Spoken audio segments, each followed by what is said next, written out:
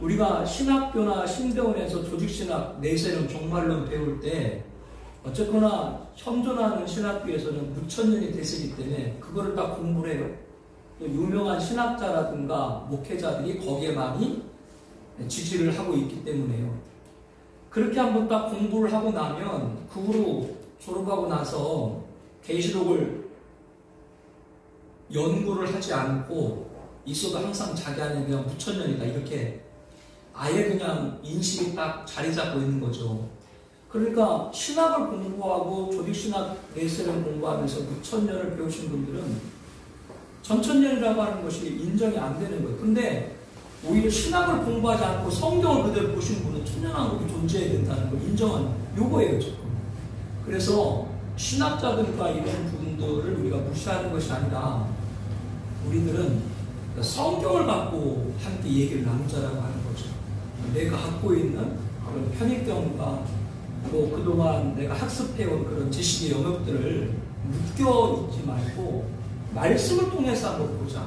특별히 이제 가장 핵심적이라고 할 수 있는 것이 뭐냐면 하나님 말씀을 실제 있는 역사적인 사실로 믿느냐 아니면 상징과 영적인 것으로 성경을 보느냐.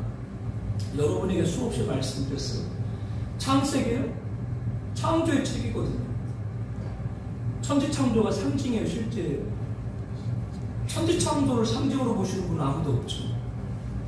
네. 그리고 하나님 영광 받고 전했지만 아담 범죄를 유지 못했습니다. 하나님께서 사랑의 하나님이시기 때문에 여자의 후손 예수님을 언약하셨죠. 그리고 아브라함을 택한 이게 이제 언약 시작의 출발이에요. 창조 창세기는 창조의 책이고 구원의 시작된 책.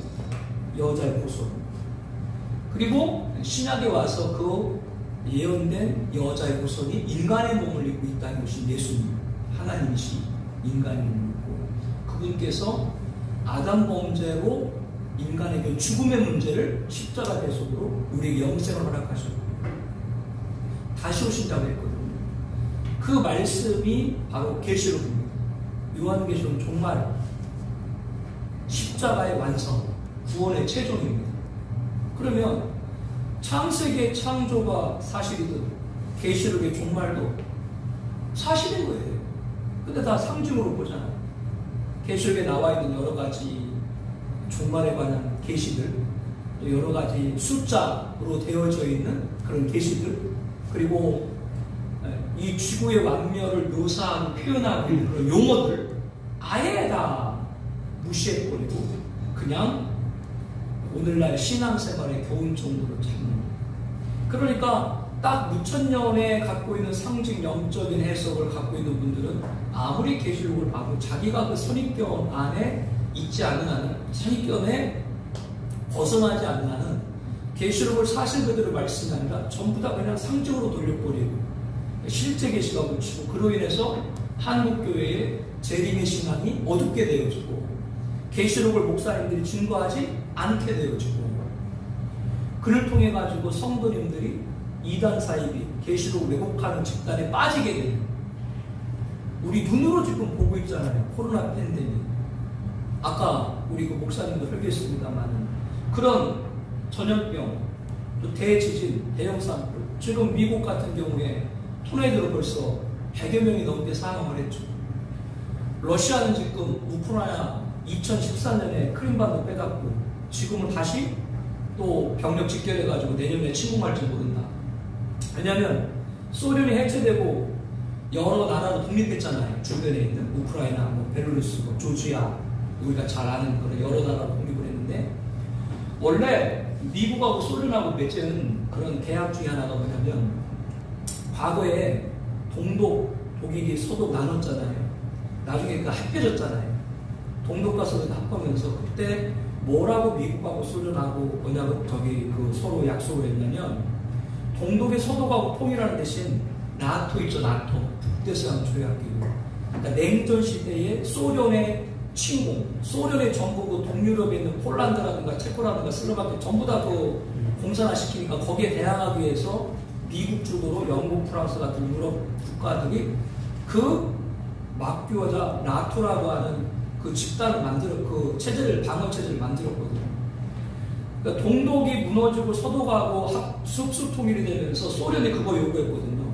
그러면 이제 더 이상 동구권에 있는 국가들에게 나토 개입하지 말아라. 나토 가입시키지 말아라. 근데 폴란드 다 가입했죠. 체코 다 가입했죠. 지금 우크라이나까지 가입하려니까 우크라이나는 지금 바로 러시아 밑이거든요. 그러니까 러시아는 푸틴 이후에 다시 러시아 영광 제공을 해서 밑에 있는 우크라이나, 벨루루스. 그러니까 러시아 사람들은 우크라이나 자기 땅으로 보지 그 우크라이나 안 봐요. 벨루루스도 조지아. 그래서 2008년인가 조지아 침공하고 2014년 크림반도 빼다고 이런 일을, 이것은 뭐냐, 자꾸 위기들이 고조가 되어져. 자연재해되고 이런 속에서 우리가 재림 가까움을 빼닫고 신앙을 지켜야 되는데 한국교회는 지금 세 가지가 흔들고 있다. 뭘 세 가지냐? 첫 번째, 코로나 때문에 예배 지금 흔들고 있죠.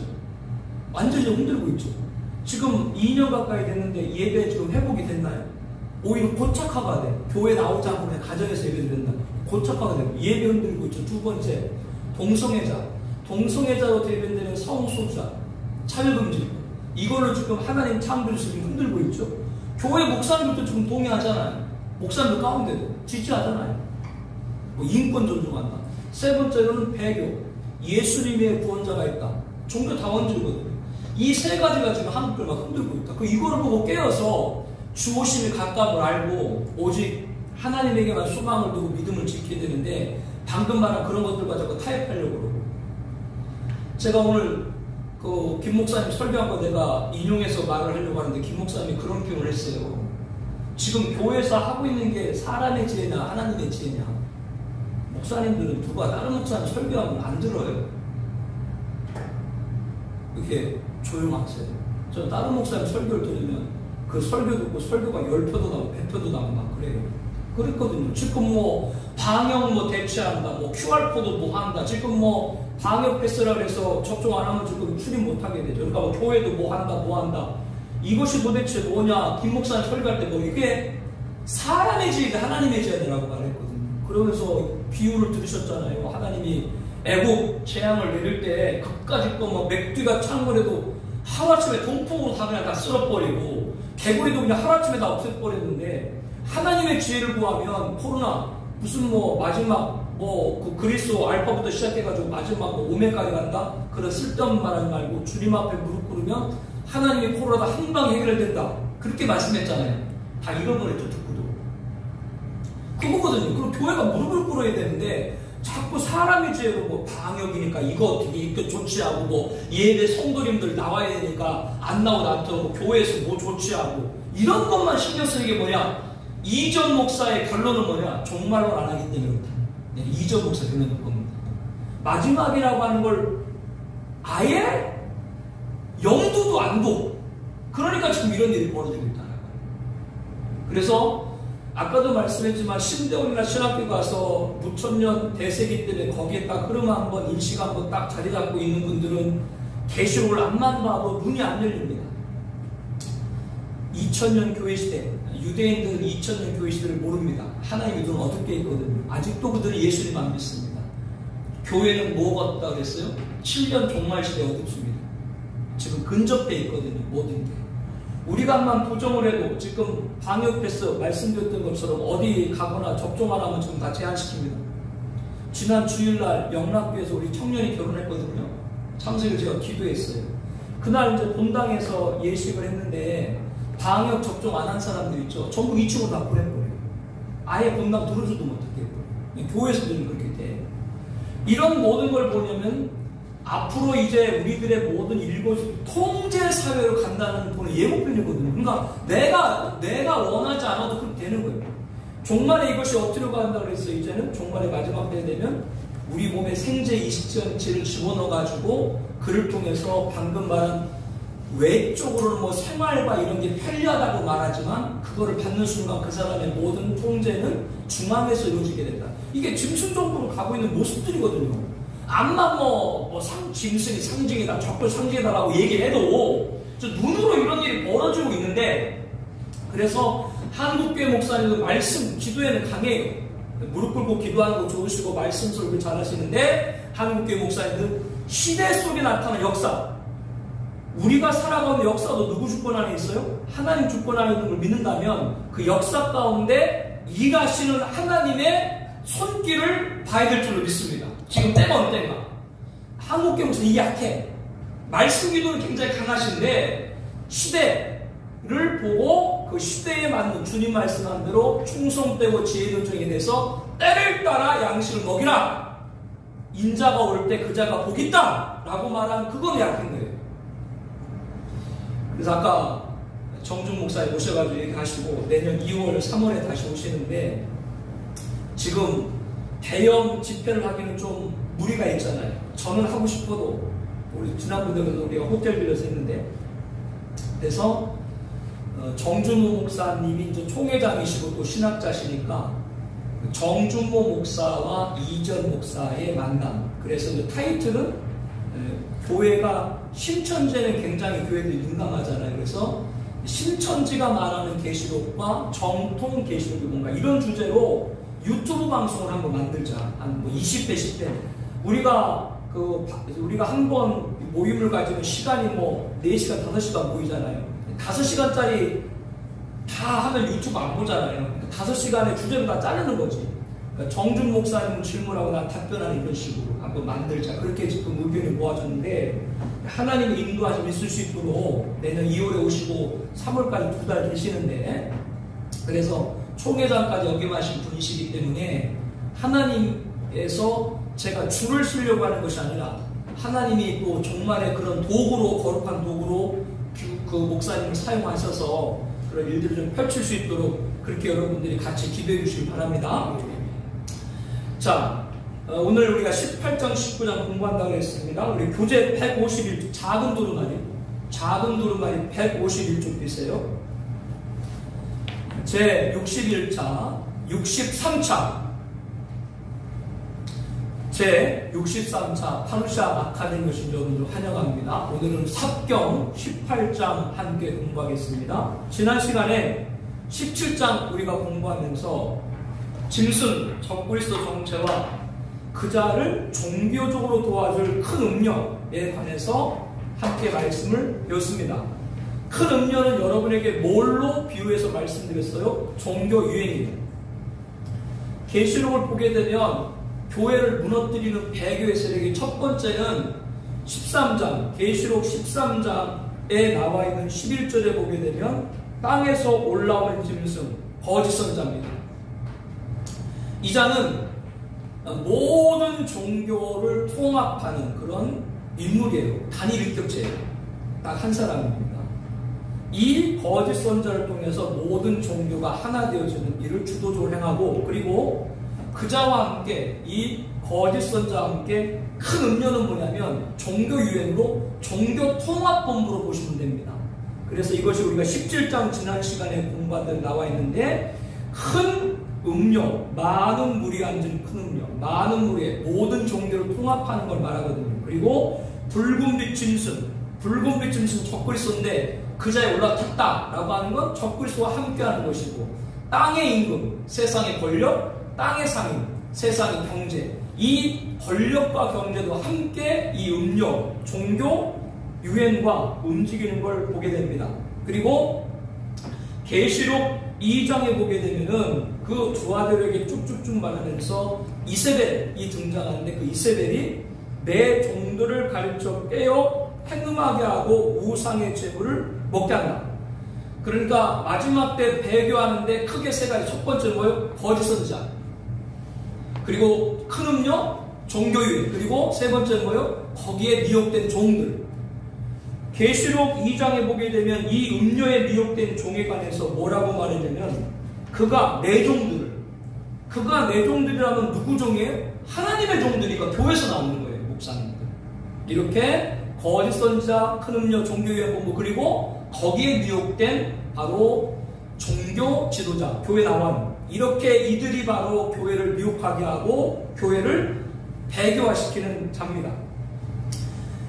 또한 17장에 보게 되면 열불 열왕이 나오는데 이들은 적그리스도를 도와줄 정치 세력인 적그리스도 제국이에요. 그 17장에 보게 되면 종교적으로 도와줄 누가 등장해요? 큰 음료, 종교 유행부가 등장하고 정치를 도와줄 누가 등장해요? 열불, 열왕인 적그리스도 제국에 대해서 지난 시간에 우리가 공부를 한 겁니다. 이렇게 오늘날 또 종교 일치, 화해, 평화란 미명 안에 각 종교들이 굉장히 밀접하게 움직이고 있다는 건 목사님들 이미 잘 아실 줄로 믿습니다. 그리고 열불, 열왕, 적그리스도 제국, 이들이 한 뜻을 가지고 능력과 권세를 짐승, 적그리스도에게 몰아준다. 그래서 지금 정치 판도가 앞으로 어떤 자, 어떤 모습으로 등장할지 모르지만 한 인류를 위기에서 구할, 앞서도 말씀드린 것처럼 지금 걷잡을 수 없는 자연재해, 그리고 분쟁, 전쟁의 위기, 이런 모든 것들을 조종할, 이 모든 것들을 해결할 그런 자가 등장할 것이다. 그 자에게 많은 사람들 열광할 것이고 그 자에게 힘과 능력을 몰아줄 거다. 바로 그 자가 누구예요? 적그리스도라고 하는 거죠. 그래서 그 자가 후산전만 마음대로 세상을 통치하게 될 것을 지난 17장에서 우리가 공부했습니다. 그러나 그런 자가 등장한다 할지라도 14만 4천 두 증인 종말의 사명자들이죠. 예수님과 함께 부르심을 받고 택하심 받은 진실한 자들, 이들이 바로 그 정체를 밝히고 교회를 진리로 사수하게 될 줄로 믿습니다. 그리고 우리가 지난번에 17장 공부하면서 참 엄중했던 말씀이 뭐냐면, 큰 음료 종교유엔본부가 적그리스도를 도와줬잖아요. 종교적으로 하나가 돼서. 근데 17장에 보니까 그 큰 음료 종교유엔본부가 어떻게 돼요? 적그리스도에 의해서 완전히 산채로 벌거벗겨져서 불타 죽습니다. 왜? 이용 가치가 다 떨어졌거든요. 후사년간 되면. 이것을 볼 때 배교 못하죠. 그러니까 계시록을 안 하니까 배교가 얼마나 무서운지 모르고 그런 일을 하는 거예요. 아주 마지막에 처절하게 끔찍한 방법으로 자기가 도와줬던 적그리스도에게 죽임을 당하는 것이 큰 음료 종교 통합운동을 주도했던 자들의 마지막의 모습을 성경은 경종하고 있습니다. 그러므로 우리들은 절대 배교에 빠지지 말고 세상 바라고 순간 이익을 따르지 말고 재림적 오실 하나님을 바라보고 말씀을 통해 깨닫고 준비하는 우리가 되어야 될 줄로 압니다. 자, 오늘 우리가 18장을 공부하게 되면은 이 18장에는 큰 성이 등장해요. 큰 성은 바벨론 지구를 말하는데 이 지구가 완전히 완멸하게 되고 그 완멸한 지구, 하나님의 심판을 받고 이 지구가 완멸하는 것을 보고 슬퍼하는 애가 슬픔의 노래가 18장입니다. 여러분 성경을 갖고 계신 분은 요한계시록 17장 18절 한번 보세요. 요한계시록 18장 17절 또 내가 본 그 여자는 땅의 왕들을 다스리는 큰 성이라. 여기 여자는 큰 음녀거든요. 땅의 왕들을 다스리는 큰 성이에요. 큰 성이 등장하죠. 18장 2절을 한번 보세요. 힘찬 음성으로 와서 외쳐 이르되 무너졌도다 무너졌도다 큰 성 바벨론이여 귀신의 처소와 각종 더러운 영이 모이는 것과 각종 더럽고 가증한 새들이 모이는 것이거든. 17장 18절에 여자가 등장, 큰 성이 등장하는데 18장 2절에 큰 성을 뭐라 그랬어요? 바벨론. 그러니까 이 바벨론은 뭡니까? 우리가 살고 있는 지구, 이 지구의 멸망인데 17장 18절에 보게 되면은 그 여자는 땅의 왕들을 다스린 큰 성이라. 여자가 곧 뭐로 나와요? 여자가 곧 큰 성 바벨론 나오죠. 이 얘기는 어떤 의미냐면 음녀가 큰 성 바벨론 지구라고 하는 얘기는 다른 것이 아니라 이 지구가 음녀에 의해서 완전히 배교에 빠졌다라고 하는 걸 이 말씀을 통해 가르쳐주고 있는 거예요. 그래서 이 지구로 상징되는 큰 성 바벨론이 멸망당하는 건 다른 이유가 아니라 귀신의 초소와 각종 더러운 영, 이건 뭘 말해요? 배교거든요. 예, 이 지구가 멸망하는 것이 바로 음녀에 의해서 배교화됐기 때문에 무너지게 되는 겁니다. 그래서 17장 18절과 18장 1, 2절을 잘 연결해 보게 되면 여자, 음녀를 큰 성 바벨론과 동일하게 얘기하는 건 큰 성 바벨론 이 지구가 뭐 때문에 멸망한다고요? 큰 음녀, 여자에 의해서 배교됐기 때문에 멸망했기 때문에 여자, 큰 음녀와 큰 성 바벨론을 같이 기록하고 있다. 그거를 잘 이해하셔야 됩니다. 1번 보겠습니다. 다음 큰 성 바벨론의 멸망에 대한 설명으로 바르지 않은 것을 고르시오. 원래 창세기부터 시작해가지고 바벨론은 어떠한 대명사로 불려요? 하나님을 대적하는 대명사로 처음부터 시작이 됐죠. 성경 창세기 10장 9절 11절에 보게 되면 인류의 천령 누가 등장합니까? 니무롯이 등장하는데 그 니무롯이 시나이 땅에 바벨에 큰 성을 세웠다. 이 세상 영웅들, 인류의 첫 번째 영웅 니무롯을 비롯한 세상 영웅들은 항상 자기 세력을 규합해서 뭐를 만드는 데 집중해요? 성과 탑. 왜? 그 탑 꼭대기를 어디까지? 하늘에 닿게 해서 자신들의 이름을 내고 누구와 같아져요? 하나님과 같아지려고 하는 거죠. 이게 바벨탑 사건을 통해서 보여주는 세상 영웅들을 그들이 하는 일을 찾아볼 수가 있습니다. 이게 바벨탑 사건이거든요. 고대 가장 강력했던 제국도 무슨 제국이었어요? 바벨론 제국이었죠. 느부갓네살 황제. 580년 BC 하나님 인재 상징인 솔로몬 성전을 파괴했죠. 이렇게 바벨론은 하나님을 대적하는 상징으로 불렸는데 그 바벨론이 계시록 18장에는 뭘로 나와요? 큰 성 바벨론. 즉 큰 성 바벨론은 뭐예요? 이 지구가 전체가 하나님을 배교했기 때문에 바벨론 큰 성은 전체 지구를 다 말하는 거예요. 이렇게 창세기부터 쭉 찾아볼 때 그거를 말하는 겁니다. 본문의 큰 성 바벨론은 종말의 적그리스도 지배에 있는 지구를 가리킨다. 짐승 적그리스도가 10뿔 11과 세운 적그 제국 7번째 제국 큰 성 바벨론이 무너진다. 이 지구를 마지막 호사년만 때 적그리스도가 완전히 지배하잖아요. 그러니까 적그리스도 지배에서 완전히 지구가 더럽혀졌기 때문에 마지막은 뭐예요? 멸망할 수밖에 없는 거죠. 큰 성 바벨론이 무너진 이유가 뭐라 그랬습니까? 18장 3절에 뭐라 그래요? 음행의 진노의 포도주. 이 지구가 말하는 거 계속 반복됩니다만 이 세상이 멸망하는 건 다른 거 아니에요. 음행 때문에 멸망하는 거예요. 음행은 뭡니까? 하나님의 자존심 섬기는 겁니다. 예수님 말고 다른 구원자가 있다라고 말하는 겁니다. 여러 가지 죄가 있지만 다 회개하면 용서받지만 예수님 외에 구원자가 있다. 이거 용서받을 수 없습니다. 그게 어떻게 용서가 됩니까? 그거는 말이 안 됩니다. 중세시대 때 뭐 면죄부 만들었다, 뭐 종교 타락했다, 뭐 수없이 얘기하는데 그 모든 죄악들 정말 나쁜 것이죠. 잘못된 거죠. 그러나 예수님 외에 구원자가 있다. 이거하고는 비교할 수가 없는 거예요. 그것이 바로 음행입니다. 천사는 큰 성 바벨론이 무너진 원인에 의해서 그 음행의 진노의 포도주로 말미암아 만국이 무너졌다. 만국이 뭐예요? 이 지구가 다 무너졌다 그 말이죠. 지구는 음행에 완전히 물들어 버렸다. 종말시대 7년 하나는 후사년반 이 땅의 모든 사람들은 적그리스도의 짐승 경배와 짐승표를 받고 어디요? 음부 지옥에 떨어질 수밖에 없습니다. 이것이 바로 계시록 6장 8절에 나와 있고 계시록 14장에 보게 되면 짐승에 경배하거나 그의 표를 받는 자는 밤낮 쉼이 없이 불과 이왕에서 뭐를 받으리라? 고난을 받을 게 지옥이죠. 음행의 마지막은 지옥입니다. 이것이 무시무시한 거는 지금 우리가 이 교회 시대에 지금은 우리가 예수님 믿고 구원받을 수 있는 교회 시대에 어떤 죄를 범해도 회개하고 용서받지만 7년 환난 중 후사년반은 회개해도 용서받을 수가 없어요. 왜? 교회 시대가 끝났기 때문에. 그렇기 때문에 절대 이자를 경배하거나 이자를 따라서는 안 된다라고. 왜? 이자에 빠지면 본 뭐요? 음행, 우상 숭배이기 때문에 그 자는 이 지구의 멸망과 함께 그 영변에 처하게 됩니다. 그래서 지금 이 시간에 절대 따라서는 안 된 거에 관해서 배교에 관해서 강조하는 거죠.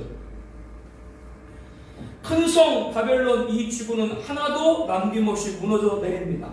그래서 이 세상을 비유할 때 뭐라고 비유해요? 장차장, 망할성, 성성, 장망성. 이 세상은 장망성입니다. 여기에 미련들 게 없습니다. 그런데 무천년주의에서는 이 세상이 멸망하지 않고 이 세상이 깨끗하고 아름답게 갱신이 되어서 이 세상이 천국 된다라고 말하는 게 무천년입니다. 그래서 계시록 21장에 나와 있는 거룩한 성 예루살렘이 뭐예요? 그것이 바로 이 세상에 있는 교회다. 지난번에 이제 아까 말한 이제 정 목사님 모셔가지고 그 얘기를 했어요. 왜냐하면 부천역에서는 21장에 나와 있는 새하늘과 새 땅, 거룩한 새 예루살렘에 관해서 그냥 이 지구의 갱신, 이 지구에 새롭게 아름다움을 입는 정도, 그리고 정말적인 공동체, 교회로 보는 이유는 다른 것이 아니라 거룩한 새 예루살렘이 하늘에서 내려오는데 그것을 어린 양의 아내로 표현했거든요. 성경에 교회라고 헬라어는 여성 명사 여러분 다 아시죠? 그렇기 때문에 어린 양의 아내, 어린 양은 예수님이고 아내를 교회고 또 그 거룩한 예루살렘 내려오는데 그거를 어린 양 아내라고 했으니까 그 거룩한 예루살렘은 교회다 이 얘기예요. 근데 그거를 성경을 제가 보기엔 다 안 본 거예요. 무슨 말이냐면 계시록의 21장에 보면 뭐라고 말씀했냐면 그 거룩한 성 예루살렘을 보니까 얼마나 아름다운지 신랑을 위해서 신부가 단장을 맡더라 이렇게 표현을 했어요.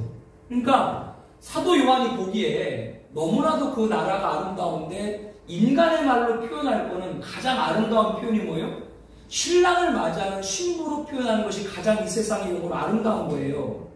그러니까 앞으로 그 거룩한 성 예루살렘 누가 살아갈 곳이에요? 신랑 예수님을 기다리고 사모한 신부인 성도님이 살아갈 거죠.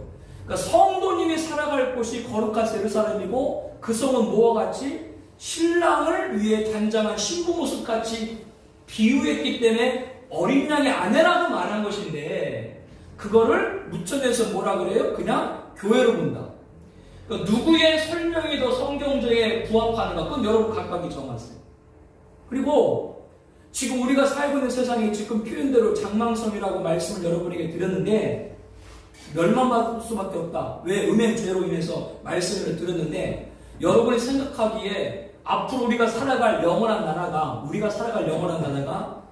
지금 이 세상이 갱신을 입어가지고 만들어진 나라일까? 아니면 이 죄악의 세상이 완전히 무너지고 새로운 나라를 하나님 만드실까? 여러분 견은 어때요? 이 죄악이 있는 세상이 아름답게 변해가지고 그 나라가 천국이다? 그렇게 말하는 것과 이 세상이 완전히 다 심판받고 하나님 만드신 새로운 세계가 천국이다 라고 말하는 것과 어느 것이 더 성경적인가? 그러면 창세기부터 우리가 쭉 하나님의 심판을 봤을 때 하나님의 심판이 실질적인 물질적인 심판이에요? 영적인 상징적인 심판이에요? 그건 여러분들이 잘 판단을 하세요. 네. 이렇게 되는 이유는 다른 것이 아니라 무천년은 영적으로 계시록을 보기 때문에 오늘 우리가 공부하고 있는 큰 성 바벨론이 분명히 여기서 멸망한다고 그랬죠. 이 본문에는. 근데 그 멸망도 무천년은 뭐로 봐요? 그냥 상징으로 봐요. 그러니까 무천년 입장에서는 실제적인 멸망이 아니에요. 왜? 상징으로 보기 때문에. 그 차이. 우리는 그 멸망을 뭐예요? 진짜 멸망으로 보는 거죠. 어떻게 이 세상이 좀 더 좋아져가지고 그 나라가 천국이 됩니까? 이 세상이 완전히 다 심판당하고 하나님이 만드시는 새로운 나라가 우리에게 천국으로 도달할 걸 믿는 것이죠. 이 차이라고 하는 겁니다. 그 부분을 잘 보시면 돼요. 그래서 오늘 이 쥐고 큰 성 바벨론은 다 파멸될 것을 말씀합니다. 음행의 진노주의 포도주, 하나님의 진노하시는 음행의 포도주라는 뜻인데 음녀가 세상에서 먹인 가증한 거짓복음, 18장 3절에 보게 되면 음녀가 거짓복음을 자꾸 먹이는 거예요. 땅의 임금들도 음녀와 더불어 음행했고 땅에 사는 자들도 그 음행의 포도주를 취했다. 음녀의 손에 금잔을 가졌는데 가증한 물건과 그 음행의 더러운 것들이 가득하더라. 음녀의 손에 뭐가 있다고요? 금잔. 겉으로 보기에는 금잔 화려하게 보이는데 그 안에는 뭐예요? 가증한 것들. 각종 아까 18장 2절에 봤던 귀신의 처소와 각종 더러운 영, 온갖 더러운 영이 다 거기에 함께 있는 거죠. 그리고 땅의 임금, 세상의 권력도 큰 음녀와 같이 합세하는 거죠. 정치 계절이 다가왔는데요. 여야 가릴 거 없이, 군소 정당 가릴 거 없이 대선 후보로 선출된 분들 주일날이면 어디 가요? 그분들이 예수님 믿어서 교회 가요. 그런데 더 이상한 건 좋아요. 정치인들은 표를 얻게 가잖아요. 교회를 주일날. 또 뭐 끝나고 절에 가는지 모르겠어요. 바쁠 거야. 주일날 절에도 가야 되지. 천주교도 가야 되지. 교회도 가야 되지. 아니 그 사람들은 표를 얻기 위해서 간다라고 쳐도 그렇게 친다고 치더라도 그런데 그 대선 후보가 하나님을 믿든 안 믿든 교회를 가서 사람들 얼굴을 알리고 소개를 하는데 그러면 그분이 하나님을 안 믿는 분이어도 그 교회를 방문하면 그 교회 목사님이 좋아해요, 안 좋아해요? 몰라서 가만히 계신 거예요. 그 교회를 대선 후보가 찾아가면 그 교회에서 반겨줘요, 안 반겨줘요? 반겨주는 이유가 우리 교회를 찾아왔으니까 손님으로 반겨줄 수 있어. 그런데 그 반겨준 이유가 단순히 그 정도 예의가 아니라 대선 후보가 찾아올 정도의 교회면 우리 교회가 그만큼 유명한 교회다. 그렇기 때문에 대선 후보도 우리 교회에 찾아온다. 라는 그러한 인식을 갖고 있다면 그러한 모습 하나하나들이 어떤 모습이에요? 자칫 금잔, 겉에는 화려하게 보이는데 안에는 뭐요? 온갖 영이 가득한 것을 자기도 모르게 취할 수 있는 위험에 빠지신다. 지금 대선 후보들이 다니는 교회가 그렇다는 것이 아니고요. 아니 그분들 왜 그렇게 환영하는데? 교회에서 제일 환영을 받을 분은 누구예요? 예수님이고 교회에서 환영을 받을 분들은 새신자 한 영혼인 줄 믿습니다. 그러면 대선 후보가 오고 새신자가 왔는데 누구를 먼저 인사를 해야 돼? 그런데 오늘 우리를 봤을 때 새신자를 먼저 인사할 것 같아요? 대선 후보를 먼저 인사할 것 같아요? 이게 그러니까 아무것도 아닌 것 같은데 이런 조그만 일들 하나하나가 여기 말씀드린 대로 음료는 손에 뭘 들었다고? 금잔. 야 내가 대통령 후보야. 내가 대통령 되면 당신들 다 편히 받을 수 있어. 금잔! 그런데 그 안에 뭐예요? 온갖 더러운 게 다 있는 거죠. 그러니까 자기도 모르게 마시는 거예요. 그래서 큰 음료가 등장할 때 꼭 여기서 누가 등장하는 거예요? 땅의 임금, 땅의 상인, 세상의 권력과 경제가 거기에 꼭 같이 맞물러 들어가는 거예요. 여기에 판단 한번 잘못하면 그대로 세상에서 하는 말과 교회에서 하는 말이 다를 바 없이 배교에 혼합되어지는 이런 위험에 노출될 수 있다. 그래서 계시를 보게 되면 참 이런 거에 굉장히 경각을 하게 됩니다. 참 조심스럽고 다른 사람 얘기할 것도 없고 나도요. 내 자신도 혹시 누구를 맞이하고 누구를 환영할 때 방금 말한 그렇게 세상에서 지명도 있는 땅의 임금이라고 말한 계시록이 그대로 나옵니다. 땅의 상인. 우리 교회에 뭐 그분이 오실 이유는 없지만 우리 교회에 그분이 오실 이유는 없지만 우리 교회에 4대 대기업의 총수가 한 분이 우리 교회에 왔다 그러면 어떻게 돼요? 야, 총수 왔으니까 오늘 감사한 좀 많이 하시겠지. 이런 마음이 들어요, 안 들어요? 여러분은 안 드실지 모르겠는데 저는 똥 들지도 모르겠어요. 하나님을 안 믿는 분이 감사함을 드려도 감사함이 되겠죠. 그러나 그거를 생각하는 우리의 입장입니다. 아, 누가 유명한 사람, 이름 있는 사람이 없으니까 우리 교회가 좀 도움이 되겠지. 이런 판단, 이런 작은 판단 하나들이 바로 여기 금잔에 넘어갈 수 있다. 그래서 우리들 다른 사람 얘기하지 말고 저와 여러분부터 먼저 깨기를 축복합니다.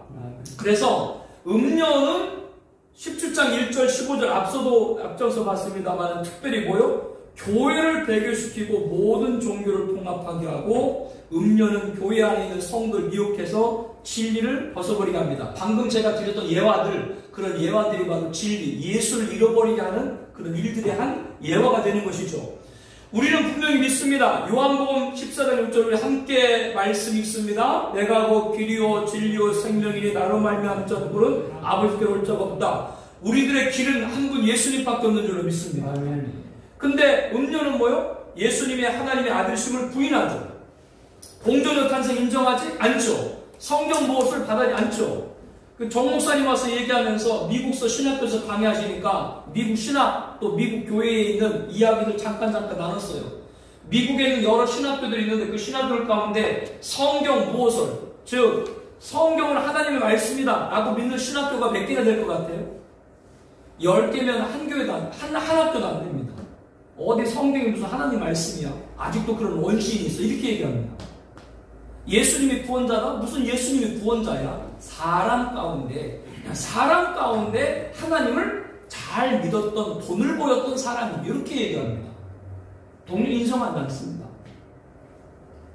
이런 모든 것들이 지금 이미 신학교 안에서, 교회 안에서 벌어지고 있는 것이고, 이거는 미국 예로 끝나는 것이 아니라 우리 한국에 있는 신학교들 가운데 상당수는 방금 말씀드린 대로 성경 66권 하나님 말씀으로 인정하지 않는 곳 있습니다. 네, 동료 탄생 인정하지 않습니다. 8월 15일이 무슨 날이에요? 우리들은 8월 15일이 광복절이라고 알고 있죠. 천주교에서는 8월 15일이 큰 축제예요. 천주교에서 왜 8월 15일이 큰 축제인 줄 알아요? 성모 승천이요. 마리아가 승천했다 그 얘기예요. 목사님 이거 인정됩니까? 무죄 잉태? 마리아가 죄 없이 태어난 날. 근데 그거 믿는 사람하고 우리가 왜 손을 잡는데? 우리가 왜 그분들하고 같이 교류를 해야 되는데? 심각합니다. 예. 성경에 어디 마리아가 승천했다고 나와요? 마리아는 육신의 어머니로서 예수님을 잘 양육한 것이고, 사도행전에 보면 분명히 나옵니다. 마리아는 누구로 나와요? 120문도와 함께 기도하는 예수님의 제자 중에 한 사람으로 나옵니다. 그런데 그 무슨 마리아가, 그러니까 무슨 얘기냐면 예수님은 죄 없이 태어나셨잖아요. 그러니까 죄 없는 예수님을 탄생한 마리아도 뭐요? 죄가 없다.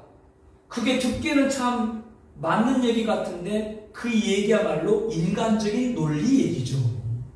하나님이 하신 일인데, 그래서 부정모임, 우리와 같이 아버지 정과 어머니 혈이 아니라 예수님은 뭘 통해서 성령의 잉태를 했잖아요. 그거를 믿어야 되죠. 이렇게 말도 안 되는 일들이 이제 그것이 한국교회 신학교 교단은 물론이고 교회 강단까지도 이런 일들이 지금 벌어지고 있다고 하는 겁니다. 한 교회에서 교육동사님을 청빙을 했어요. 신학교 4학년, 어디 신학교라고 말은 안 할게요. 말하면 또 논란이 될 수 있으니까. 청빙했는데 신학교 다니는 전도사님을 청빙하면 가끔 교회에서 주일날은 주일학교 섬기고 봉사들에도 수요일날이나 이럴 때 가끔 수요예배를 감당을 시키기도 하잖아요. 교육종사님들한테. 딱 수요예배 때 그 전사님 뭐라고 그러는 줄 알아요?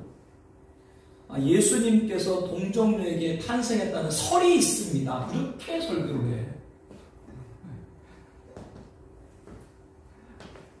그 줄이 어떻게 됐겠어요? 그 목사님? 바로 해임시켰죠.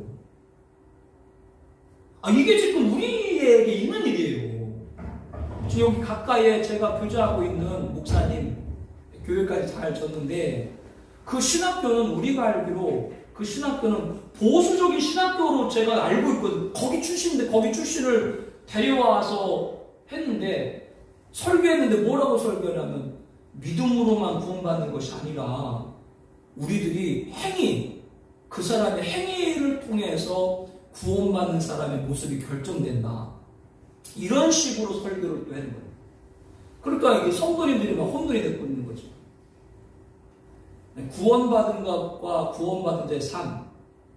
여기서 이제 많이 그 혼돈이 될 수가 있는데, 어떤 분들은 예수님 믿었는데, 예수님 믿는 성도인데 그 성도의 삶이 안 믿는 자들보다 못한 분들도 있죠. 주변에요. 있잖아요. 그 생활에 뭐 그분의 성품이라든가 또 태도라든가 그분이 그 세상 이익에 개입하는 그런 행위라든가 이런 걸 볼 때 참 그런 일. 이런 걸 보고 저 사람이 정말 구원받은 사람인가 우리가 그렇게 의문이 들 수 있는데, 성경은 딱 말하잖아요. 선물이기 때문에 인간의 행위는 뭐예요? 자랑치 못합니다. 에베소 딱 말씀을 하고 있거든요. 그러니까 아주 그분들 얘기를 들어보면 굉장히 논리적인 얘기인 거예요. 아주 논리적인 얘기고 합당한 얘기인 거예요. 그런데 그 얘기를 듣다 보면 뭐가 무너져요? 공존의 탄생 무너지고 성경의 하나님 말씀이라는 거 무너지고 이 모든 근간들을 다 무너뜨려 버립니다. 그러니까 배교라고 하는 건 당장 겉에서 예수님 말고 구원자가 있습니다. 이렇게 말하는 목사님들은 많지 않잖아요. 그렇게 말하는 분 많이 않잖아요. 그런데 그렇게 말하지 않더라도 방금 그러한 일들로 인해 가지고 하나하나씩 그 근간들을 무너뜨리는 일. 이것이 바로 음료사상입니다. 음료사상에 빠지는 겁니다. 이 부분들을 봐야 되고요. 사도행전에 보게 되면 초대교회 1세기부터 배교는 존재했고 천재도 상당자라고 특별히 7년 환란이 인접하면서 종말에 가서는 절정에 달할 것을 성경 우리들에게 경성하고 있습니다. 땅의 왕들 인류와 더불어 음행하고 땅의 상인 음료와 사치 세력으로 추구했다라고 하는 겁니다. 종교를 갖고 있으면 그 종교의 수장이 되고 그 종교의 최고 책임자가 되면 세상 임금 권력과 세상 상인 물력이 함께 그분들과 움직이는 모습 우리가 지금도 보고 있습니다. 그런데 여기 여러분 보면은 땅의 왕들은 권력을 상징하고 땅의 상인들은 재력을 상징하는데 근데 여기 보면 권력과 재력이 나오는데요. 이 권력과 재력은 정치인들과 경제인들만 추구하는 거예요. 사실상 모든 사람이 추구하는 거예요. 땅의 임금 그러면 딱 보기에는 뭐 대통령, 이정자 이렇게만 보이고 땅의 상인 그러면 개격, 총수 이렇게만 보이는데 실상은 위정자와 경제인뿐 아니라 모든 사람들이 사실상 추구하고 있는 안 믿는 세상 사람들이 추구하고 있는 모든 것이 뭐예요? 돈, 권력 아니에요. 그러니까 이게 땅의 상인에서 땅의 상인만 딱 얘기하는 것이 아니라 이 땅의 상인과 땅의 임금은 뭐예요? 모든 사람이 추구하고자 하는 목표를 이 상징적으로 보여주고 있는 거예요. 그들은 다 뭐예요? 나중에 하나님 믿지 않으면 음료와 더불어 행함한다라고 성경은 경정하고 있습니다. 그래서 18장 2절에 보게 되면은 모든 인류를 만국이 무너졌다. 모든 사람들이 음행의 포도에 빠졌다. 이렇게 말을 하고 있습니다. 쉼과 돈으로 유혹하기 때문에 하나님을 보지 못하게 하죠. 마지막에는 다니엘서 11장 36절을 보게 되면 스스로 높여 모든 신보다 크다 하며 비상한 말로 신들의 신을 대적하는다. 이 적그리스도거든요. 우리들이 지금 생각하기에는 야 설마 적그리스도가 하나님이다 라고 말할 때 그렇게 따를 사람이 교회 어디 있겠냐, 그렇게 따를 사람 목사가 어디 있겠냐 라고 그렇게 지금 우리가 보기에는 적그리스도가 나오면 다 맞겠지라고 우리들이 지금은 그렇게 생각을 했습니다. 생각할 수 있는지 모르겠습니다만은 이 음행에 빠지게 되면 그런 분별이나 이런 걸 잃어버린다고 하는 것을 보게 됩니다. 교회 목사님 참 어렵게 지금 다 개척교회부터 섬기셨던 분들이니까 현장 목회에서 더 어려움은 뭐 다 목사님들 알고 계신 거고요. 임대에 있는 교회도 있고 여러 가지 경제적으로 이렇게 열악한 교회들도 있는데 한 달 한 달 지내는 게 참 어렵잖아요. 매달 교회 운영을 해야 되고 우리 있는 교회가 천상의 교회가 아니고 지상의 교회니까 지상의 교회는 현실을 무시할 수가 없잖아요.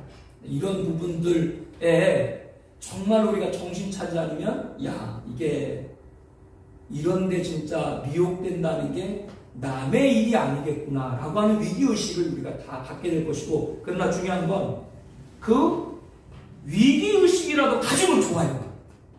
근데 아예 위기의식도 없어요. 아예 이런 일이 벌어져도 뭐 개스럽지 않게 생각을 해요. 2번 보겠습니다. 하늘의 음성 이렇게 얘기합니다. 내 백성아 거기서 나와 그 죄에 모여 참여하지 말라. 큰 성 바벨론이 무너지기 전에 뭐하지 말라? 큰 성 바벨론이 빠진 음녀의 죄에 참여하지 말라. 내 백성아, 즉 누가 부르는 거예요? 하나님의 마지막 종말의 삶을 통해서 하나님 백성아 거기 죄 짓지 말라라고 이렇게 말하는 겁니다. 어느 시대건 하나님은 절대로 바로 심판하지 않고 심판하기 전에 깨달을 시간과 종들을 통해서 말씀을 주시는 줄로 믿습니다.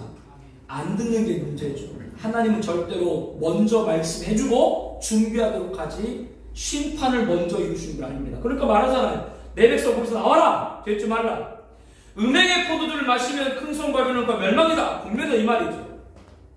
이 음성은 음행의 포도주로 더러운 세상에서 성을 향해서 외치는 종말의 사명자 14만 4천 두 주인의 예언사역이라고 말할 수가 있습니다. 음료의 거짓 복음을 듣고 적을 따르면 짐승표를 갖게 되면 거룩한 천사들 앞과 어린 양 앞에서 불과 유황의 고난 받는다. 이렇게 분명히 말씀을 하고 있습니다. 성도들이 음행의 포도를 마시면 땅의 임금, 땅의 왕들, 땅의 상인들과 상대되는 세상의 권력과 본을 따르게 되고, 즉 이 말씀 잘 봐야 돼요. 음행의 포도주에 마시게 되면 대교에 빠지게 되면 생활이 어떤 생활로 나오냐, 여기서 말하는 어떤 생활로 나오냐, 음행에 빠지면 어떤 생활로 나오냐면 사람들이 돈 따라간다라고 하는 겁니다. 그래서 주님께서 바울 사도가 말한 대로 사람들이 말세가 되면 돈을 사랑하고 자기를 사랑하고 그 모습 그대로 여기서 말씀을 하고 있는 것이죠. 이렇게 돈 따라가고 권력 따라가면서 당연히 진리에 등지고 순종생활 등지고 세속생활에 빠지는 이런 모습들을 있게 되는 것이죠. 고린도후서 6장 17절에 너희는 그들 중에 나와서 따로 있고 부정한 것을 만지지 말라. 고린도후서 6장에 교훈들이 쭉 나오잖아요. 믿지 않는 자와 멍에를 매지 말라. 그리스도, 벨리알, 하나님의 성전, 우상 쭉쭉쭉 나오면서 우리들에게 뭐라고 그래? 마지막에 그들 중에 나와서 따로 있고 부정한 것 만지지 말라. 아예 교류하지 말라라고 하는 거죠. 예, 이교도라고 아예 손잡지 말라고 하는 겁니다. 우리는 믿음의 주여 또 온전하게 하신 예수님 발해될 줄로 믿습니다.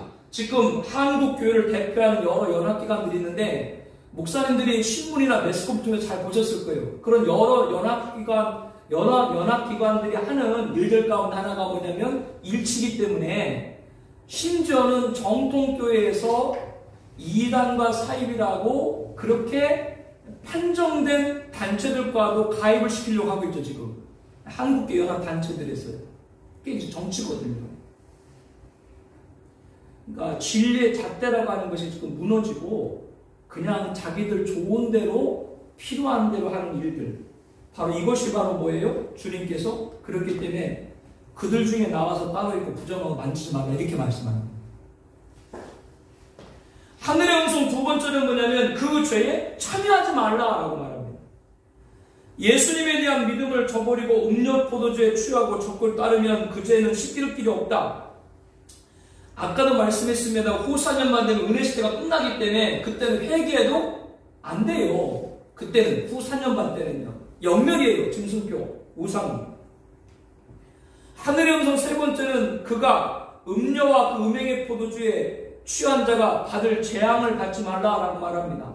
그래서 그 음료로 인해서 잔혹하게 음료가 아까 말씀하는 것처럼 자기가 도와줬던 적그리스도에 의해 가지고 잔혹하게 죽임을 당하고 음료의 음행의 포도에 취한 이 지구는 7대 제적 때 완전히 완멸을 받고 이런 재앙에 빠지면 안 된다. 오늘 새벽에 우리 교회에서 계시록 말씀을 나눴거든요. 2주 전부터 이게 요한계시록 순서가 돼가지고 계시록 말씀을 새벽 시간에 나누고 있는데요. 짧은 시간인데 그 시간에 말씀을 축약해서 하려고 하니까 쉽진 않아요. 그래서 오늘 본문이 계시록 7장 15절부터 말씀이었습니다. 계시록 7장 15절 이후부터 말씀 보게 되면 어린 양도 나오고 하나님도 나오고 보좌도 나오고 또 눈물도 씻겨주신다는 말씀도 나오고 이런 말씀이 나오기 때문에 많은 분들이 그것을 천국으로 보는데 그러나 계시록 7장 16절에 보게 되면 줄이지 않고 목마르지 않고 해에 뜨거움에 상하지 않는다. 천국을 표현하는데 목마르지 않고 줄이지 않고 해에 뜨거움에 상함받지 않는다. 이게 천국일까? 그래서 계시록 22장 1절 5절 말씀과 비교해서 함께 말씀을 나눠봤어요. 거기 말씀 여러분 아는 것처럼 수정 같은 그러한 생수의 강이 나오고 12실과가 나오고 그런 말씀들이 쭉 나오잖아요. 그 말씀과 비교해보고 계시록 7장 15절 이후에는 눈물을 닦아줄 거리라 라고 말씀했는데 계시록 21장 4절을 보게 되면 눈물을 닦아주는 것이라는 다시는 사망이 없고 계시록 21장에는요.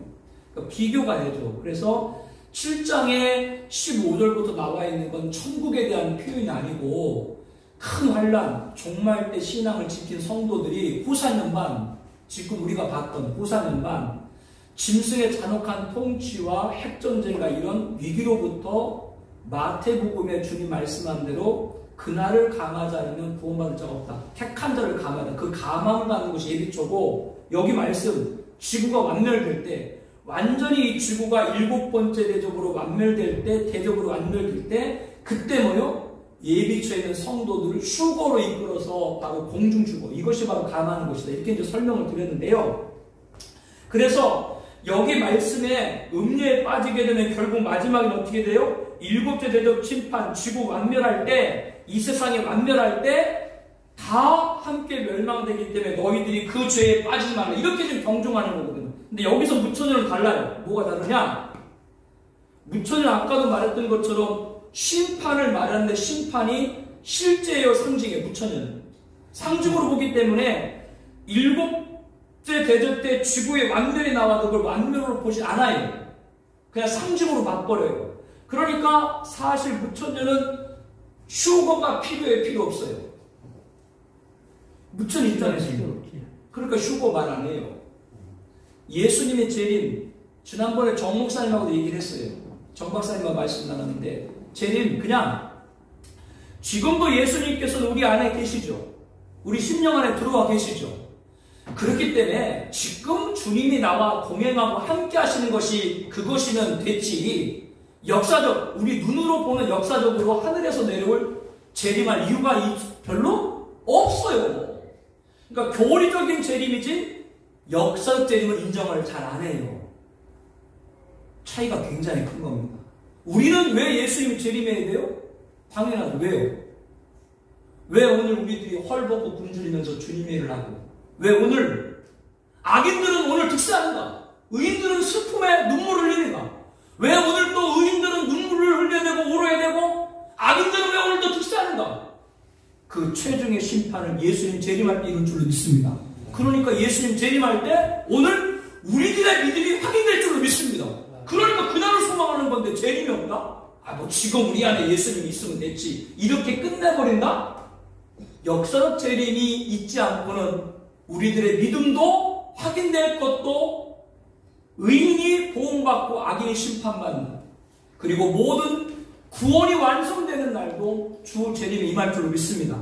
이렇게 역사적 재림을 믿는 것과 그냥 교리적으로 예수님 재림 말하고 지금 우리 안에 뭐 주님 계시지 이렇게 말하는 것과는 오늘날 교회 생활하는 데는 좋을지 몰라도요, 그렇기 때문에 뭘 대비 못해요? 종말의 신앙을 대비 못하는 거예요. 그겁니다. 지금 찾는 것이요. 4번에 보게 되면은 18장 5절에 보게 되면은 그 죄가 어떻게 됐다고 했어요? 하늘에 사무쳤다. 이겁니다. 하늘에 사무쳤다는 얘기 뭐냐면 이제 인간들이 죄했던 모든 죄가 뭐예요? 다 찬 거예요. 찼으니까 누가 오셔요? 예수님이 재림하는 거죠. 첫 번째 물심판에도 뭐라 그랬어요? 세상의 죄가 뭐하며? 간영하며 찼어요. 그 첫 번째 물심판. 마지막 물심판도 뭐예요? 죄가 하늘에 사무쳤다. 음행의 포도주의 죄악이 하늘을 뭐요? 찔렀다. 그래서 베드로서 3장 8절 9절에 나와 있는 그 불심판이 그겁니다. 하나님 인계의 한계점에 이제 끝난 거죠. 곧 뭐만 남은 거예요? 심판만 남은 겁니다. 이게 재림인 겁니다. 인간들의 죄악은 없어지지 않습니다. 로마서 2장 5절 말씀처럼 인간의 죄는 없어지는 것이 아니라 진노의 날, 하나님의 의로운 심판 그날까지 진노를 뭐요? 쌓는다라고 말해요. 절대로 인간의 죄가 없어지지 않는 거예요. 어디까지 쌓여? 계시록 15장 5절에 말한 대로 하늘에 사무칠 때까지 쌓는 거예요. 그날 딱 도달하면 예수님 재림고 심판입니다. 하나님은 그의 불의한 일을 기억하신지라. 18장 5절에 하나님이 불의한 일을 기억한다는 말은 무슨 말이에요? 절대로 하나님 죄를 묵과하지 않습니다. 사랑하는 성도님들, 의인이 당하는 고통, 핍박, 하나님은 그거 악인들이 의해서 잘한 일들 절대로 하나님은 묵과하지 않는다는 것이죠. 로마서 1장 28절에 하나님의 진노가 불의로 진리를 막는 사람들의 모든 경건하지 않은 불의에 대해서 하늘로부터 나타날 것이다. 반드시 하늘로부터 그 심판이 임할 거다. 그 뜻이죠. 내가 내 분노를 그들에 쏟아내며 내 진노의 불로 멸하며 그들 행위대로 그들 머리에 뭐요? 보응하겠다라고 성경 말합니다. 이렇게 성경이 명명백박하게 주 재림의 심판을 말하고 있는데 이게 어떻게 상징이냐고요. 사랑하는 자들아, 주께서 하루가 천년 같고 천년이 하루 같다는 이 한 가지 잊지 마라. 즉 예수님 빨리 오세요. 왜 안 오세요? 근데 주님은 뭐라 그래요?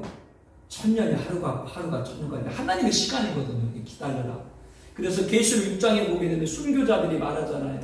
우리 좀 핏값을 갚아주세요. 그러니까 뭐라 그래요? 하나님께서 너희 동무들, 순교자의 피. 지금 이 말씀과 비교하면 제가 많이 강조합니다. 악인들의 죄가 차고 의인들의 피가 차고 이 두 가지가 만날 때 주의 재림. 그래서 악인을 심판하고 의인을 보호하는 거죠. 여기 말하는 거 기다려라. 너희들이 보기엔 천년인데 하나님 뭐라 그래요? 야, 내가 보기엔 한 날도 안 돼. 기다려. 그러면서 주의 약속은 어떤 이들이 더디다고 생각하는 게 더딘 것이 아니라, 즉 많은 사람들이 재림을 부인하는 이유 중에 하나가 뭐예요? 아이고, 아직도 뭐 안 오셨는데 뭐 또 오겠나? 주님은 뭐라 그래요? 야, 그렇게 더딘 것이 아니다. 그러면서 뭐라 그럽니까?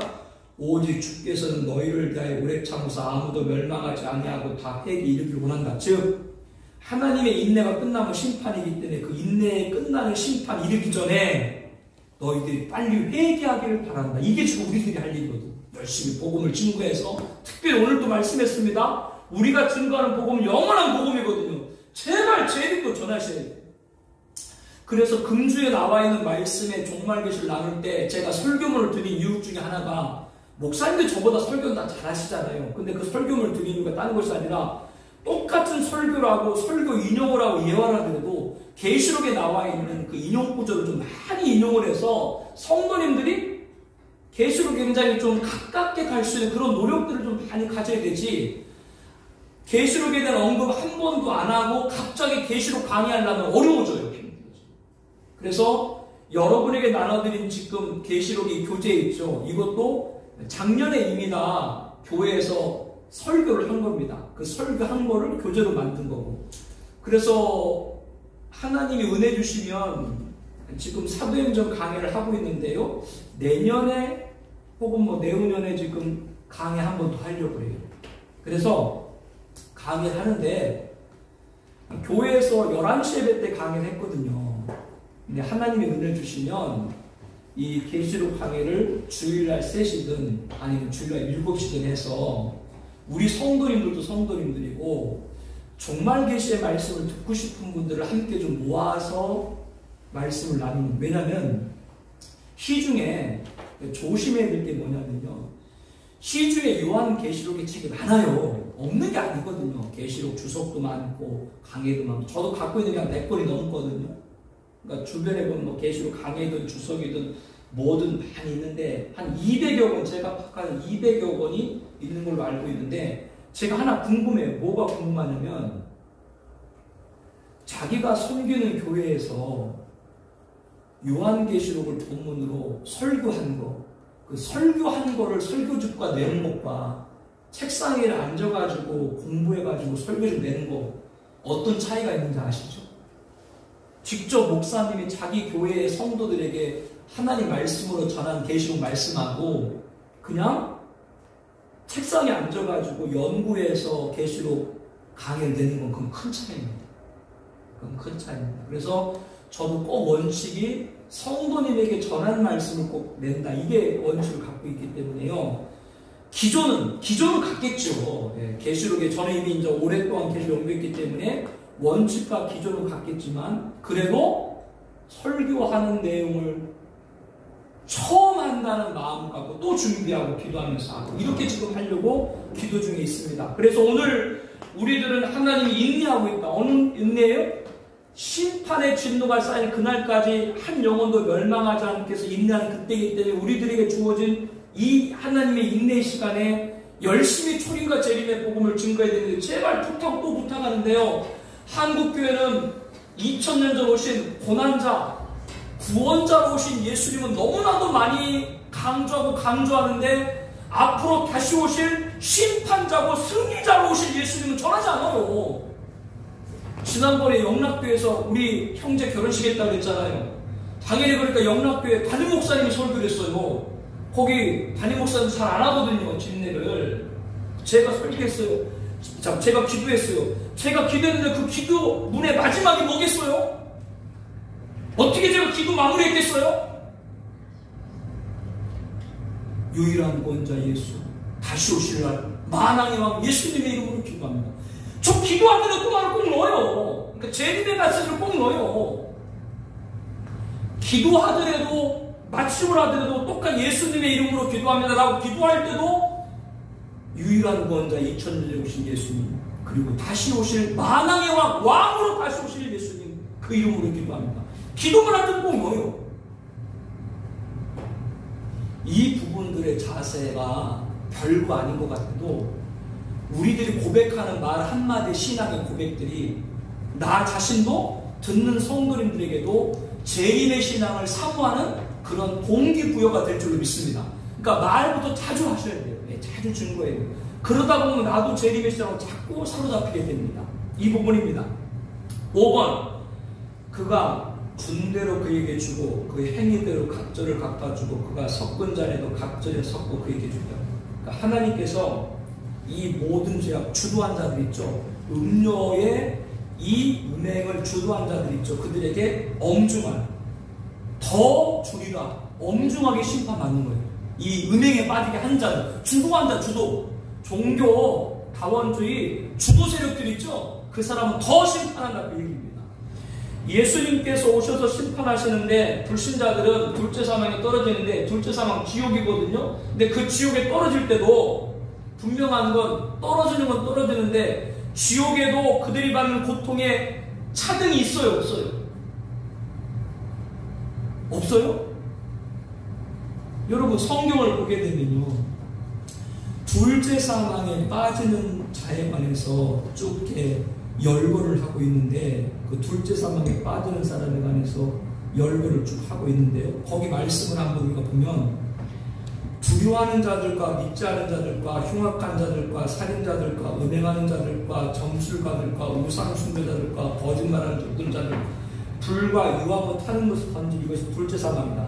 계시록 21장 8절 말씀인데 여기 둘째 사망에 떨어지는 똑같은데 그 떨어지는 자들이 여러 두려워하는 자들 쭉쭉쭉 여러 가지 종류가 나오는데 이 사람들이 다 불과 영 지옥에 떨어질 자들인데요.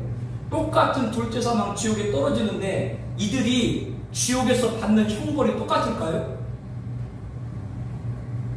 죄를 범하면 지금 이 세상에서도 교도소에 똑같이 들어가도 형벌에 따라 형량이 다르잖아요. 지옥 가는 거 마찬가지입니다. 다르죠. 똑같이 지옥이 가는데요. 똑같은 지옥이니까 지옥에서 뭐 더 좋고 나쁘다 그 말씀을 드리는 것이 아니라요. 받는 고통이 더한다는 겁니다. 왜 이 말씀을 드려요? 특별히 우상숭배, 배교의 주도적인 한 사람은 주님 뭐라고 그랬어요? 행위대로 갑절 준다라고 말합니다. 그런데도 어떻게 배교합니까? 그러니까 계시록을 안 보니까 그런 일을 하는 거예요. 성경에 나옵니다. 더한다. 계시록 22장 18절 19절에 보면 이 두루마리 예언의 말씀에 더하고 기록한 재앙을 그들에게 더하실 것이요. 여기 나오잖아요. 말씀에 더하면 계시록에 있는 말씀 등한에 끼면 그 재앙 더한다. 제하여 버리면 생명나무와 거룩한 수 참여함을 제하여 버리니까 엄중하게 말합니다. 종말 계시에 관해서 함부로 손대지 말라고 하는 거죠. 불과 이왕으로 타는 것 지옥의 둘째 사망에 던지게 되리라 라고 말씀합니다.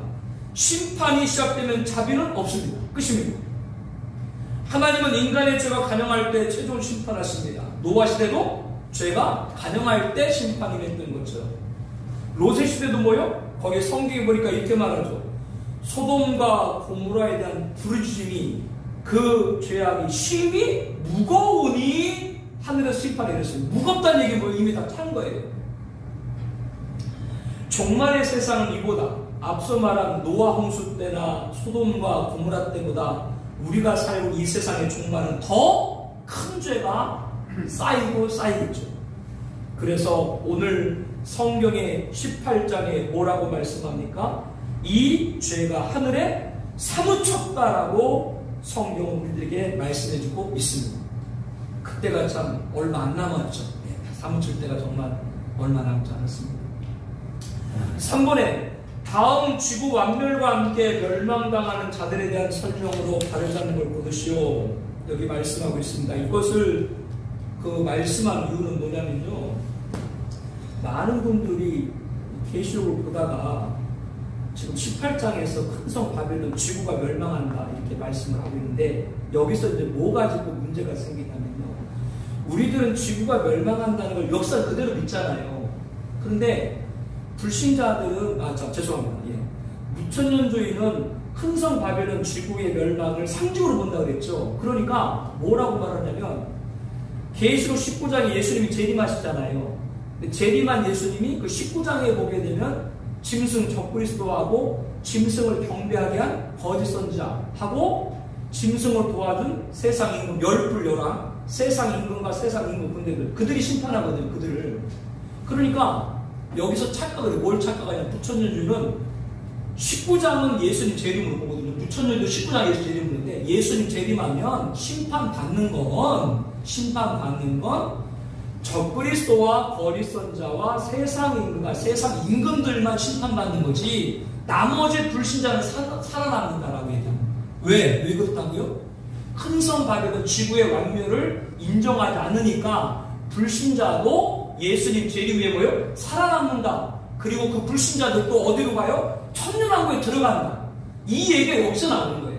그래서 제 설명 좀 이해가 됐어요? 제 설명이요? 큰 성 바벨론 지구의 멸망을 완멸을 인정하지 않고 상징으로 보니까 예수님 재림할 때 그저 뭐예요? 그저 적그리스도와 거짓 선자와 세상 임금과 세상 임금 군대들만 멸망당하는 거지, 다른 불신자는 다 살아남고 그들이 뭐예요? 성도들과 함께 천년왕국에 들어가 산다. 무천년주의 혹은 역사 전천년 이렇게 말하는 분들이 계십니다. 이유는 멸망을 상징으로 보기 때문에 이런 해석이 나온다라고 하는 거예요. 계시록의 6장에 보면 분명히 우리들에게 말씀하고 있는데요, 이렇게 6장에 나와 있는 마지막 심판 때 15절부터 보게 되면 땅의 임금들과 왕종들과 장군들과 부자들과 강한 자들과 모든 종과 자유인과 불과 산들의 바위 틈에 숨어 산들과 바위에 말하되 우리 위에 떨어져 보지 않으시니 얼굴에서 그 어린 양 진노에서 우리를 가리라. 무슨 말이냐면요, 땅의 임금, 왕족, 장군, 부자, 강한 자, 모든 종, 자유인들이 예수님 재림하니까 심판이 무서워가지고 저 큰 산이 무너져가지고 좀 나를 덮어가지고 어린 양 예수님 진노에서 피하면 좋겠다, 이 얘기거든요. 좀 어린 양의 진노를 피해보자. 그런데 여기 나와 있는 땅의 임금, 왕족, 장군, 부자, 강한 자, 모든 종, 자유인, 이 사람들은 불신 안 믿는, 하나님 안 믿는 모든 사람을 말해요? 일부만을 말해요? 땅의 임금과 왕족들과 장군들과 부자들과 강한 자들과 모든 종과 자유인이 불신자 가운데 몇 사람만 얘기하는 것 같지 않으면 모든 불신자를 상징으로 말하는 것 같아요. 모든 불신자도, 그러니까 성경을 안 보는 거예요. 안 보니까 불신자가 살아난다라는 말을 하는 거예요. 이렇게 불신자가 다 죽음이 나오는데, 불신자가 안 죽는데 왜 예수님이 재림할 이유가 뭐가 있어요? 이 세상이 다 완멸되는데. 그러니까 완멸 자체를 상징으로 보니까 자꾸 이런 얘기까지 나온다. 그 부분입니다. 그렇게 여러분들이 보시면 되고요. 4번 보기 4번. 마지막 때 매매되는 상품, 즉 종말의 여러 가지 상품에 관해서 말씀하고 있는 154쪽에 보게 되면요, 첫 번째는 금과 은과 보석과 진주, 이러한 것들이 마지막까지 팔리는 그런 모습들. 여기 보게 되면 종말에 사람들이 뭐 장사할 것까지도 다 알려지고 있어요. 두 번째, 세마포와 자족관과 비단과 붉은 옷. 세 번째, 각종 향목과 각종 상아 그릇이요 값진 나무와 구리와 철과 대리석으로 만든 각종 그릇. 네 번째, 계피와 향료와 향유와 유황과 포도주와 감나냐 고 밀가루.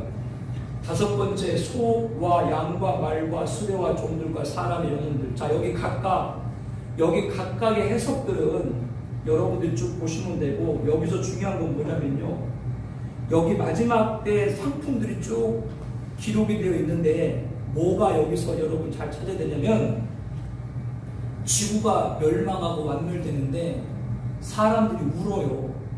왜 우는 줄 알아요? 지구가 완멸해가지고 그것 때문에 자기가 멸망받을까봐 우는 게 아니라, 여기 나와 있는 물건들을 만들었는데 팔 데가 없어가지고 울어요. 지구가 지금 멸망하는데. 그러니까 완악한 자는 뭐예요? 끝까지 완악한 거예요. 그걸 보세요. 여기 뭐 해석들은 다 참고하세요. 여기는 해석들은 목사님 보세요. 보시고 참고를 하세요. 5번. 다음 지구 최고 심판에 대한 설명으로 바르자는 걸 보십시오. 18장 21절에 보게 되면 한 힘센 천사가 큰 맷돌 같은 돌을 들어 바다에 던지는데 큰 성 바벨론이 이같이 비참하게 던져져 결코 다시 보이지 아니하리라. 큰 맷돌이 바다에 던져지면 어떻게 되겠어요? 다 가라앉겠죠. 그와 같이 큰 성 바벨론도 비참하게, 그러니까 이 지구가 완전 존재가 없어진다는 얘기죠. 그걸 창조를 보여주는 거죠. 근데 이걸 왜 자꾸 창조를 보내는 거예요? 이 세상이 영원히 사라져 버리는 겁니다. 첫 번째 심판은 무슨 심판이었어요? 물 심판이었기 때문에 남아있는 게 있었죠. 짐승 가운데도 뭐요? 코로 숨쉬지 않는 물고기는 살아남았었죠. 근데 마지막 불심판은 하나도 없어요. 다 태워버리는 거예요. 그래서 베드로서 3장과 연결해봐도 이 세상이 다 녹아져 버리는데요. 아무것도 남지 않습니다. 불심판이 그랬습니다. 이 세상이 그렇게 멸망하는 건 다른 것이 아니라 하나님께서 어떤 걸 또 계획하셨기 때문에 이 세상을 다 멸망시키고 원래 하나님이 만들었던 에덴을 회복하기 위한 그런 멸망, 그 이전의 멸망으로 다 되는 겁니다. 검은 고 타는 자, 풍류하는 자, 퉁소 부는 자, 나팔 부는 자 소리가 결코 듣지 않아. 여기 검은 고 타고 풍류하고 퉁소 이런 모든 것은 인간을 기쁘게 하는 유희와 향락이죠. BTS 여러분들 많이 들어봤죠? 전 세계 한류 문화 지금 주도권을 형성하고 있죠. 오징어 게임 보셨어요? 오징어 게임? 넷플릭스요. 목사님들 경건하셔가지고 오징어 게임도 안 보죠? 전 세계 막 지금 콘텐츠를 막 줄여잡고 있잖아요. 이런 게 다 없어져요. 인간의 모든 것들은 다 없어집니다. 대한민국이 방금 말한 대로 BTS도 오징어 게임도 그걸로 전 세계 문화 콘텐츠로 앞서가는 것도 참 좋은 일인데 대한민국이 무엇보다도 주의 복음으로 세계에 복음을 완성하는 국가 되기를 축복합니다. 그러니까 이런 일을 위해서 막 우리가 더 힘을 써야 되거든요. BTS가 문화적인 거기 때문에 그 비판만 해서 안 돼. 그 문화적인 세상의 문화로 봐야 되는 거죠. 그 문화로 우리가 대표한다. 그거는 긍정적으로 볼 수 있지만 그게 전부가 아니잖아요. 우리들 그게 전부가 아니잖아요. 마지막 때 특별히 우리가 깨어있는 말씀드리기 원합니다. 그래서 거기 제가 교재도 썼어요. 155쪽 맨 위에 보게 되면 검은고가 나쁜 것이 아니다. 즉 여기 마지막 때 검은고가 나오는데 검은고가 나쁜 것이 아니다. 왜냐하면 성도님들이 휴거될 때 그 휴거될 때 하나님을 찬양할 때도 검은고가 등장하고 있죠. 무슨 말이냐? 그런 악기나 이런 문화가 나쁘다는 것이 아니라 우리들은 그 악기가 유희와 향락이 아니라 하나님을 영광 올리는 악기가 되어야 될 줄 믿습니다. 이게 우리들이 해야 될 일이거든요. 이런 걸 우리가 한번 살펴보는 것이고요. 세공업자든지 결코 다시 내 안에 보이지 아니하고 맷돌 소리가 결코 다시 내 안에 들리지 않는다. 세공업자, 사치품 이런 것이 더 이상 존재하지 않는다. 맷돌 소리는 저 깊은 시골이거든요. 저 깊은 시골에서도 인적도 없어요. 그러니까 다 멸망당하는 거죠. 아무것도 없는 거예요. 이 세상에 눈에 보이는, 이렇게 생각하시면 돼요. 이 세상에 우리의 눈으로 보이는 모든 것들은 사라진다라고 보면 돼요.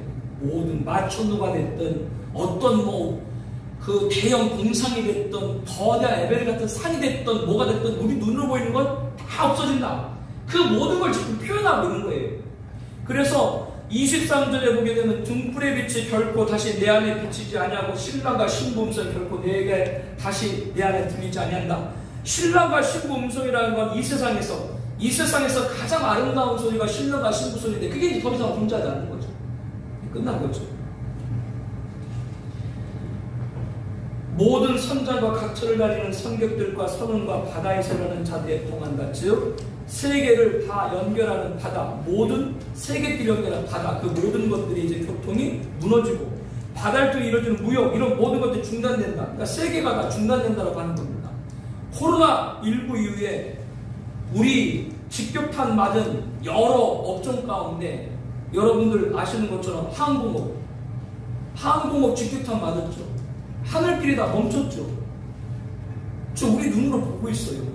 코로나 때문에 하늘길이 멈췄다. 이걸 지금 보고 있는데 마지막 때 바닷길까지 멈춘다. 이게 과장이겠나요? 아니죠. 실제 있는 일이죠.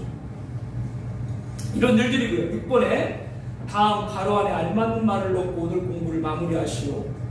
바벨론아 내 영원히 탐하던 과일이 내게서 떠났다. 내 영원히 탐하던 과일. 종말에 이를수록 하나님을 떠나는 속도가 빨라질 걸 말씀합니다. 사람들이 뭐요? 영혼의 구원을 사모하거나 은혜를 간구하는 것이 아니라 세상에 미혹되어서 하나님으로부터 멀어지는 걸 말합니다. 진리에 등을 돌리고 물질 만능주의에 빠지고, 사람들이 영혼이 탐하는 것은 영생이 아니라 쾌락이죠. 그러니까 자기 영혼에 하나님의 사랑, 주의 복음이 들어갈 자리에 뭐요? 세상이 쾌락으로 거기에 갈증이 막 일어나는 거죠. 왜? 영혼을 채워줄 수 있는 건 하나님의 사랑밖에 없는데 세상의 쾌락으로 영혼을 채우려고 하니까 사람들은 더 갈급하고 갈증하고, 그로 인해서 뭐요? 더 범죄와 사치함락에 빠져들 수밖에 없죠. 왜? 그 영혼을 만족할 수 있는 것이 없기 때문에 그렇습니다. 헌신이 아니라 사치고, 섬기나 취부고, 이런 모든 추가된 상품들이 다 이 세상의 불길로 사라져버립니다. 18장 19절에 보니까 이렇게 표현하죠. 그들의 부, 세상의 모든 부가 뭐요? 한 시간에 망하였도다. 순간에 모든 게 멸망. 바벨론, 세상의 영혼을 탐하는 쾌락과 사치 추구하리라 영생 헌신 섬김을 추구하는 신앙을 가져야 되는 것이고요.